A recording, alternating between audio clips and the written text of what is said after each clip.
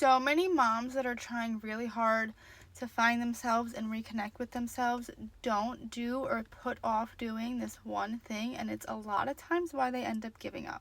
If you're new here, my name is Lisa. I help moms regain their sense of identity, purpose, passion outside of motherhood and create a balance to have the best of both worlds. And I did decide to open 4 private coaching spots. Applications will be open for a limited time, and I will put the details for that below in the caption.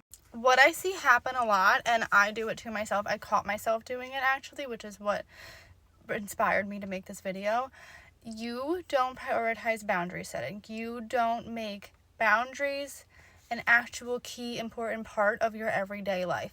So I had to RSVP to something, a party, and we couldn't go, we can't make it, and that's fine. And I had a RSVP no, and I kept putting it off. I didn't want to do it. I was thinking if I could rearrange things and make it work, and how I could, make it so that we could go, so I didn't feel guilty of having to say no. But at the end of the day, it's okay to say no. It's okay to not be able to do something. It's okay, even if you don't have a big reason. And I was thinking I have to explain why we can't go, and it's going to be this whole big thing, and blah, blah, blah, blah, blah.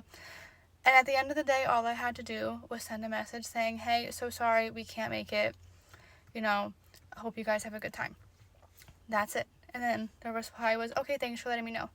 Simple, easy, and it didn't need to take all this stress and all this guilt and all this overthinking for me to just simply say no to something because I couldn't do it. I couldn't make it work. And it's so often that we do this to ourselves as moms, and as I can refer to myself, and a lot of people that follow me, work with me, are people pleasers in recovery, as I say.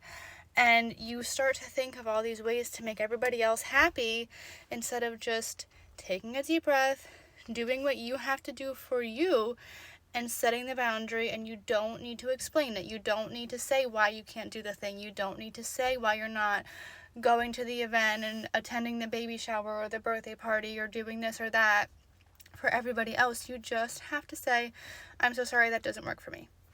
And that is it. And you don't need to over-explain, and you don't need to make it into a whole big thing.